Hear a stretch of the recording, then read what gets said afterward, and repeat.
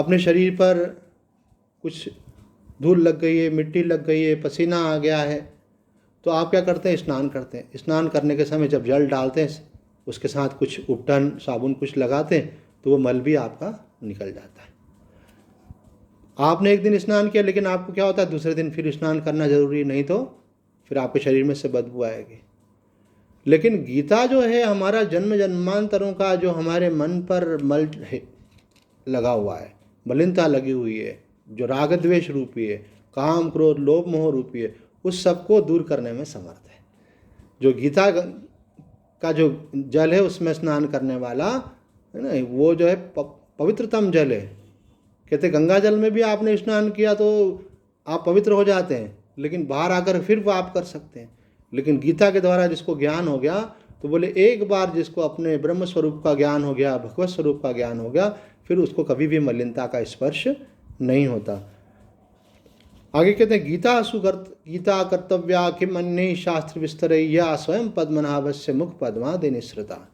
बोले गीता कैसा ग्रंथ है? देखो, आदमी कोई जानकारी पेपर से भी प्राप्त कर सकता है, मैगजीन से भी प्राप्त कर सकता है, कोई भी कथाकार प्रवचन कर रहा है उसको भी सुन सकता है। हो सकता है वो केवल जीविका निर्वाह मात्र के लिए कर रहा हो, उसका अपने अनुभूति से कोई संबंध नहीं हो, तो जानकारी कहीं से प्राप्त कर लेना अच्छा नहीं है, क्योंकि वो जानकारियाँ जब कई प्रकार की होती हैं तो वो कॉन्ट्राडिक्शन हो जाता है। अभी हम देख रहे थे एक वीडियो ऐसा था जिसमें कहा था कि ये सर्जिकल मास्क का यूज़ नहीं करना चाहिए, एक में कहा था कि सर्जिकल मास्क ही यूज़ करना चाहिए। तो कॉन्ट्राडिक्शन, किसी ने लिखा कि ये देखो एक मैसेज ऐसा आया, एक ऐसा आया, बोले कि कोई जानकार हो तो बताएं। तो आदि शंकराचार्य जी महाराज कहते हैं कि यदि आपको प्रामाणिक ज्ञान प्राप्त है तो उससे आपका अज्ञान दूर होगा, लेकिन अगर आपका ज्ञान प्रामाणिक नहीं है तो वो आपके अज्ञान को दूर करने में समर्थ नहीं है। प्रामाणिक ज्ञान किसको बोलते हैं? जो अनुभव से प्राप्त हुआ ज्ञान है। तो महापुरुषों का अनुभूति संपन्न जो ज्ञान होता है, इसलिए है ना, कई बार बोलते हैं भैया अनुभूत नुस्खा है, मतलब मेरा आजमाया हुआ नुस्खा है। तो जो अनुभूति वाली बात होती है, तो ये क्या है, कौन बोल रहे हैं, इसलिए वक्ता को देखा जाता है कौन बोल रहा है भाई, किसने कहा है। तो यहाँ बोलने वाले कौन है? तो यहाँ कहते हैं यह स्वयं पद्मनाभस्य मुख पद्मादि निसृता, ये भगवान नारायण के श्री मुख से प्रकट हुई है। इसलिए इसमें इस वाणी में कहीं कोई संशय नहीं है, बल्कि जहाँ जिस वाणी में कोई संशय होता है तो उसको प्रमाणित करने के लिए गीता का श्लोक कहा जाता है कि ये जो बात कही जा रही है ऐसा ही भगवान श्री कृष्ण ने गीता में भी कहा है। हमारे यहाँ तो परंपरा है, ये बहुत पुरानी परंपरा है कि कोई बड़ा महात्मा संत आचार्य अगर कोई ग्रंथ लिखता है तो उसका उतना महत्व नहीं होता, लेकिन अगर वो भगवत गीता पर टीका लिख दे तो उसका महत्व होता है। उसके सिद्धांत का प्रतिपादन अगर उसने गीता के अनुसार कर दिया तो उसको सभी विद्वान स्वीकार करते हैं। क्यों? क्योंकि वो गीता उसका प्रमाण हो गया।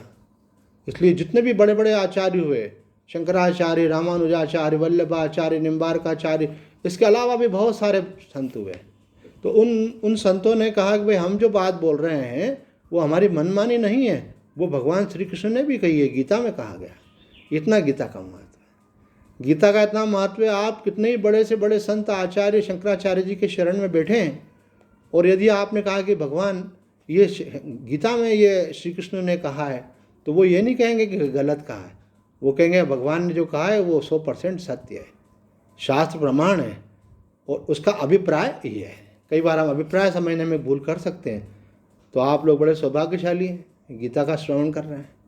कुछ लोग तो ऐसे होते हैं जीवन भर गीता का श्रवण नहीं किया, बाद में किसी महात्मा ने बताया अरे भाई आखिरी के समय इनको गीता सुना देना, तो वो व्यक्ति जब मरने लगता है, आखिरी सांस लेता, अरे भाई बुलाओ भाई कोई आकर के गीता सुना दे। अब कोई उपलब्ध भी तो होना चाहिए। ऐसे मुझे भी किसी ने कहा था कि स्वामी जी आप हमारा ध्यान रखना, आखिरी में हमको गीता सुनाना। तो आखिरी में उनका फ़ोन ही नहीं आया, क्योंकि आखिरी किसकी कब होगी कोई नहीं जानता। तो आप तो जीते जी सुन लेंगे तो आपका तो उद्धार वैसे ही हो गया। इतना गीता का महत्व है। ऐसा अखंडानंद जी महाराज ने कहा, देखो गीता का कितना महत्व है, अंत समय में सुनने से भी कल्याण होने को लेकर के वो गीता में ही कहा गया कि अंत समय में भी जो सुन लेता है उसका उद्धार हो जाता है। अंत काले व मामे व, ऐसा भगवान कहते हैं अंत समय में भी मुझे स्मरण कर लेता है, गीता का उपदेश सुन लेता है तो उसका कल्याण हो जाता है। तो अखंडानंद जी महाराज कहते हैं कि देखो हमारी संस्कृति बतलाती है कि गीता का हमारे हिंदू धर्म में कितना महत्व है। एक व्यक्ति बीमार था, तो उससे मिलने के लिए लोग जा रहे थे, भाई अब इतना बीमार है, बहुत तकलीफ में है, समय इसका आखिरी है, तो चलो मिल के आना चाहिए एक बार। तो कोई व्यक्ति उसके घर से लौट रहा था और एक व्यक्ति उसके घर जा रहा था। तो लौटने वाले व्यक्ति से पूछा कि कैसी तबीयत है, क्या चल रहा है? बोले भैया गंगा जल और तुलसी मुंह में डाल रहे हैं और पास में बैठ के गीता जी का पाठ कर रहे हैं। समझ गया किसका मतलब? उसका शरीर पूरा होने वाला है। तो आखिरी के समय भी गीता सुनने को मिल जाए तो जीव का उद्धार हो जाता है। और धन्य वो लोग जिनको जीते जी और स्वस्थ अवस्था में ही सुनने को मिल जाए, क्योंकि बाद में तो हो सकता है आखिरी में कभी बुद्धि काम करे न करे, शरीर का कष्ट इतना हो जाए, उस तरफ ध्यान जाए न जाए, और अक्सर करके तो व्यक्ति आखिरी में बेहोश हो जाते हैं। तो वो सुन ही नहीं रहा है, आप पढ़े जा रहे हैं, ठीक है भैया, उसके वाइब्रेशन काम कर लेंगे, है ना, वातावरण बन जाएगा, यहाँ तक तो ठीक है। तो कहते हैं कि ये गीता जो है संसार मल का नाश करने वाली है, अर्थात हमारी समस्त वासनाओं का नाश करने वाली है। और यह भगवान श्री कृष्ण भगवान नारायण के द्वारा कही गई है। तो कहते हैं कि किम अन्य शास्त्र विस्तरी, कि अगर आपने अगर एक गीता अच्छी प्रकार से पढ़ ली, समझ ली, तो फिर आपको कोई ग्रंथ पढ़ने की आवश्यकता नहीं है। वास्तव में देखा जाए तो इसमें सारे उपनिषदों का भी सार दिया गया है। अगर आप इसको ठीक ठीक समझ लें और पढ़ लें तो आपको अन्य ग्रंथ पढ़ने की अपेक्षा नहीं है। अगर पढ़े तो अच्छी बात है, लेकिन पढ़ने की अपेक्षा आपको नहीं रह जाती है। तो आगे कहते हैं यहाँ पे गीता गंगोदकम पीत्वा पुनर्जन्म न विद्यते, कि जो व्यक्ति गीता रूपी गंगा जल का पान कर लेता है उसका फिर पुनर्जन्म नहीं होता है। एकम शास्त्रम देवकी पुत्र गीतम, बोले ये एक शास्त्र है देवकी पुत्र, अर्थात भगवान श्री कृष्ण के द्वारा कहा गया। एकम देवो देवकी पुत्र एव, बोले अगर आपको उपासना ही करनी है तो भगवान श्री कृष्ण के समान कोई अन्य देवता नहीं है। वो साक्षात जो है परब्रह्म परमात्मा ही नारायण ही श्री कृष्ण के रूप में अवतरित हुए हैं। वह 16 कला संपूर्ण परमात्मा है। एको मंत्रस्य तस्य नामानि यानी, और एक उनका जो मंत्र है उनका नाम जप है। पहले नाम जप करना चाहिए, फिर कोई सद्गुरु मिल जाए तो उनसे मंत्र भी ले लेना चाहिए। तो आप एक उनका, है ना, हम लोग व्यवहार में भी बोलते हैं जय Shri Krishna, itself is a मंत्र। ऐसे आपस में जय श्री कृष्ण बोल रहे हैं, भगवान का नाम भी ले रहे हैं। देखो एक चीज़ आपको बताएं, अगर सीख सको तो सीखिए। संत महात्मा बतलाते हैं ये बात कि जैसे आप मोबाइल का टेलीफोन का उपयोग तो करते ही हैं, किसी का भी फ़ोन आए ना तो हमारे जो गुरु भाई लोग हैं, संत महात्मा लोग हैं, जो साधक लोग हैं, वो ऑलरेडी करते हैं। लेकिन अगर आप में से कोई नहीं करता हो, इसलिए एक अच्छी बात बता रहे हैं। किसी का भी फ़ोन आए ना तो हेलो नहीं बोलो, हेलो और हाय नहीं बोलना, अपने क्या बोलना, राम राम, जय श्री कृष्ण, जय माता दी, नमः शिवाय, जो आपका भगवान आपको प्रिय उसका नाम आप बोलिए। उससे क्या होगा, आप बोलेंगे तो वो भी बोलेगा। हमारे गुरु भाई अभी विजय भाई यहाँ हैं सत्संग में, वो कभी फ़ोन उठाया हमने उनका, तो बोलेंगे स्वामी जी जय श्री कृष्ण, हम भी क्या बोलेंगे उत्तर में, जय श्री कृष्ण। दोनों इस बहाने भगवान का स्मरण हो गया। हमारे यहाँ तो भगवान का नाम किसी प्रकार से भी लिया जाए, वो आपके अकाउंट में एक प्रकार से पुण्य जमा हो गया। कहते हैं कि अजामिल था, बहुत बड़ा भगवान का भक्त था, कुसंगति में आकर के वो सब कुछ उसने बिगाड़ लिया, वेश्याओं का संग करने लगा, वेश्याओं को ही घर में लेकर के आ गया। बाद में जब उसकी दुर्गति होने लगी तो एक उसका पुण्य कोई उदित हुआ, कोई संत वहाँ से मोहल्ले में से निकले। लोगों ने बोला भाई हमको कोई आश्रय देगा क्या, भोजन कराएगा क्या? बोले हाँ क्यों नहीं, यहाँ पर एक बड़े दानिया व्यक्ति रहते हैं, उनका घर ही है। तो लोगों ने जानबूझ करके चिढ़ाने के लिए ऐसा किया। तो दानी धर्मात्मा तो वो कहे नहीं जाते थे उस समय, तो वेश्यावृत्ति में फंसे हुए थे। लेकिन संत उनके घर चले गए। जब संत उनके घर चले गए तो उन्होंने कहा कि क्या हमको भिक्षा मिलेगी? बोले हाँ मिल जाएगी। उनको आश्रय दिया, भोजन कराया। तो संत तो दयालु होते हैं, उन्होंने समझ तो लिया कि बेचारा गलत मार्ग में फंस गया। उन्होंने पूछा क्या मेरे को संतान होने वाली है, उसका मैं नाम क्या रखूँ? तो उन्होंने कहा कि तुम अपनी संतान का नाम नारायण रखो। उन्होंने अपनी संतान का नाम नारायण रखा। तो जब भी बुलाना होता था, अरे नारायण इधर आ, अरे नारायण ये कर क्या, ऐसे। तो जैसे अपन मानो बिटिया आई है अपनी, इसका नाम रख दिया दुर्गा, तो जितनी बार बुलाना होगा दुर्गा दुर्गा बोलेंगे। इस बहाने नाम उनका ही निकलेगा, भगवान का ही नाम है, भगवती का नाम है, तो वो नारायण पुकारते थे। तो जब उनका आखिरी समय आया और उनका जाने का समय आया, बिल्कुल मरने वाले थे, तो उनको तकलीफ हो रही थी, तो उन्होंने बुलाया, नारायण इधर आओ, नारायण नारायण। वो बच्चा कहीं इधर उधर खड़ा होगा तो वो बुलाने लगे नारायण। अब उनका लास्ट टाइम आ गया।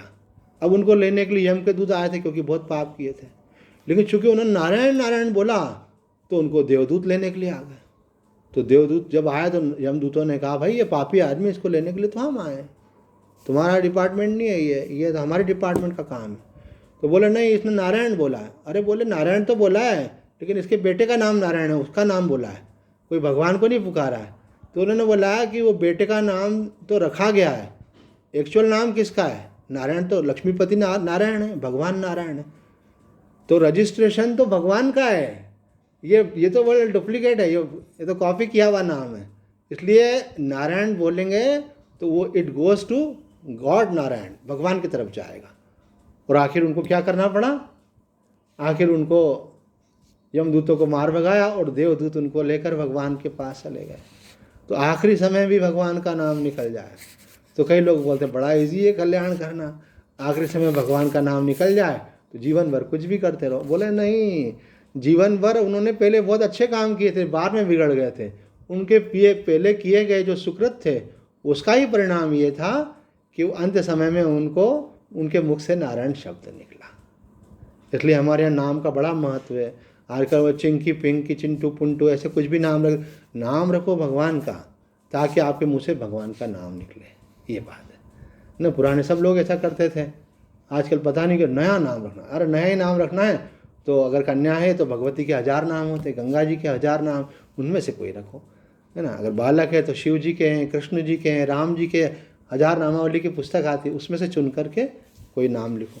तो कहते हैं यहाँ पर कि एक उन भगवान का नाम लेना ही जो है वो जीवन का सार है। कर्मप्येकम तस्य देवस्य सेवा। बोले आप वो करना ही है तो एक काम करो, अपना जीवन भगवान की सेवा में लगा दो। ठाकुर जी से प्रेम करो, ठाकुर जी की सेवा करो, उनको सुलाओ, उनको उठाओ, उनको नहलाओ, उनको वस्त्र पहनाओ, उनको बढ़िया बढ़िया भोजन बना के खिलाओ। ऐसे ये वो बोले बाकी कोई काम नहीं करें। अरे ये तो करो, फिर जो बाकी करना वो भी करना। तो फिर बोले धीरे धीरे इसका विस्तार करो। भगवान श्री कृष्ण फिर आपके मंदिर में ही नहीं रहें, फिर आपकी ऐसी भावना हो जाए कि मेरे परमात्मा सबके हृदय में विराजित हैं, इसलिए मैं उनको संतुष्ट करने के लिए ही सेवा कर रहा हूँ। आपकी सेवा जो है उस परमात्मा के लिए हो। ऐसा करने से क्या होगा? आपका हृदय शुद्ध हो जाएगा, पवित्र हो जाएगा। आपके सब कर्म जो हैं आपको संसार बंधन से मुक्त करने वाले होंगे।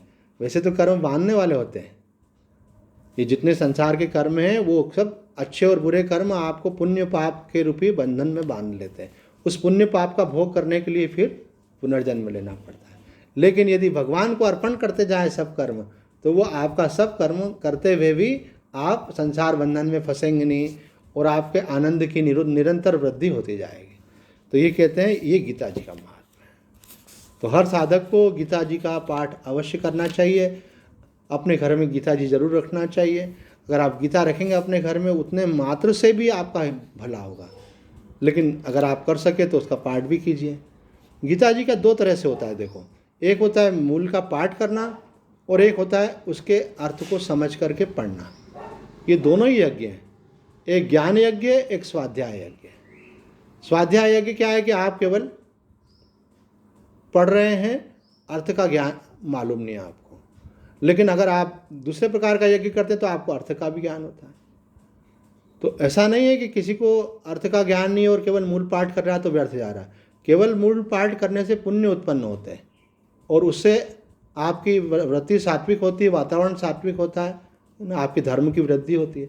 और अर्थ समझेंगे तो आपका विवेक जागृत होगा, आपको जीवन में समझ में आएगा कि मेरे जीवन का लक्ष्य क्या है, मुझे क्या प्राप्त करना चाहिए। तो कहते हैं कि अपने जीवन में एक नियम बना लो, गीता तो हमारे पास होना ही चाहिए। और अगर आप बना सको तो ये नियम बनाओ कि रोज़ गीता जी का कुछ पाठ करेंगे। अगर अर्थ सहित पाठ करना है तो एक श्लोक का भी पाठ करें तो अच्छा है।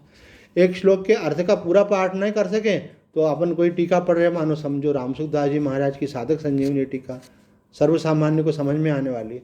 तो आपने बोला भाई हम एक पैराग्राफ तो पढ़ेंगे, फिर अगर हमारा मन होगा, समय होगा तो ज़्यादा पढ़ेंगे। तो आपका मिनिमम कितना नियम बना लिया, 1 पैराग्राफ रोज पढ़ेंगे।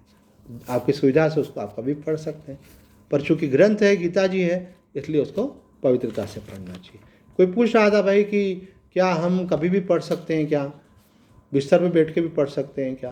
तो हमने कहा बाकी पुस्तकें तो कहीं पर भी कभी भी पढ़ सकते हैं, स्नान किया हो तो भी, है ना, शरीर अशुद्ध हो गया हो तो भी, लेकिन गीता, रामायण, भागवत ये जो है ये भगवान का विग्रह माने जाते हैं, है ना, ये एक प्रकार से वाचा विग्रह है भगवान का। इसलिए इनको पढ़ने के लिए शरीर की शुद्धि, पवित्र वस्त्र, स्थान पवित्र, इसकी अपेक्षा रहती है ना। तो पवित्रता पूर्वक उसको पढ़ना चाहिए। ऐसा नहीं कि अपन ट्रेन में बैठे हैं और पैर में जूते पहन रखे हैं, आराम से टिके हुए हैं, एक हाथ में कोई व्यक्ति है ना बड़ा हीरो टाइप का, उन्होंने सिगरेट पिया और एक गीता भी पढ़ रहा है। तो ऐसा ग्रंथ नहीं है, ये कोई नावल नहीं है, ये है ना, ये साक्षात भगवान की वाणी है। गीता का उच्चारण होने मात्र से वाइब्रेशन बदल जाते हैं। ये मेरा खुद का अनुभव है कि अगर गीता का एक अध्याय भी पढ़ लिया तो मन स्थिति बदल जाती है ऐसे। तो आइए गीता जी में हम प्रवेश करते हैं। तो गीता जी के प्रथम अध्याय का नाम है, ये गीता जी का प्रथम अध्याय जो है इसमें अर्जुन को विषाद हुआ था, तो इसका नाम रखा गया अर्जुन विषाद योग। तो ये विषाद से प्रसाद की यात्रा है। विषाद को दूर करने के लिए भगवान ने गीता का उपदेश किया। तो यहाँ प्रथम अध्याय का प्रथम श्लोक है, धर्म क्षेत्रे कुरुक्षेत्रे समवेतायुत्सव मामका पांडवाश्चैव किम कुर्वत संजय। कि धर्म क्षेत्र कुरुक्षेत्र में इकट्ठे हुए मेरे और पांडवों के पुत्रों ने क्या किया। ये एक बड़ा महत्वपूर्ण श्लोक है। देखो इसके ऊपर मनन करना चाहिए हमको कि धृतराष्ट्र के दोनों ही पुत्र थे। दुर्योधन आदि जो 100 पुत्र थे वो तो उनके पुत्र थे, और पांडव उनके भाई थे, पांडु, तो उनके पुत्र भी अपने ही पुत्र थे। लेकिन उन्होंने क्या करा कि अपने पुत्रों को अलग माना और भाई के पुत्रों को अलग माना, मतलब दोनों के बीच में एक विभाजन कर दिया। तो ये जो मेरा तेरा का भाव होता है, अपने पराये का भाव होता है, ये जीव को संसार बंधन में बांधने वाला होता है। कबीर साहब जी ने कहा माया क्या है, मेरा तेरा तेरा मेरा, यही प्रभु की माया। लक्ष्मण जी ने भगवान श्री राम से पूछा कि प्रभु जी माया क्या है। तो भगवान कहते हैं, वहाँ पे राम जी लक्ष्मण जी को उपदेश करते हुए कहते हैं कि मैं और मोर तोर ते माया, मैं और मेरा, तू और तेरा, ये मकान मेरा, ये मकान तेरा, ये बच्चे मेरे, ये बच्चे तेरे, ये संपत्ति मेरी, वो संपत्ति तेरी। तो व्यवहार के लिए तो बोलना पड़ता है, लेकिन अंदर से क्या समझना चाहिए, ना कुछ मेरा ना कुछ तेरा। चिड़िया रहन बसेरा, बोले सब यहीं छूट जाना है। ये तो परमात्मा ने दिया है, उसका सदुपयोग करना है, और एक दिन सब यहीं छोड़ करके जाना है। तो विवेकवान व्यक्ति जो होता है वो किसी प्रकार की ममता नहीं रखता, वो जानता है सब कुछ भगवान का है। अभी आप लोगों को मैं दिखाई दे रहा हूँ, इसका मतलब सत्संग अभी पूरा होने वाला है, हुआ नहीं, टाइम 2 मिनट बाकी रहे। तो आज इतना ही कहकर अपनी वाणी को विराम देते हैं। ओम पूर्णमद पूर्णमिदं पूर्णात् पूर्णमुदच्यते पूर्णस्य पूर्णमादाय पूर्णमेवावशिष्यते। ओम शांति शांति शांति। हरिओम तत्सत, हरिओम तत्सत। और बाकी सब गपशप। माँ आनंदमयी कहती थी हरि कथा कथा और बाकी सब व्यथा वृथा। नारायण।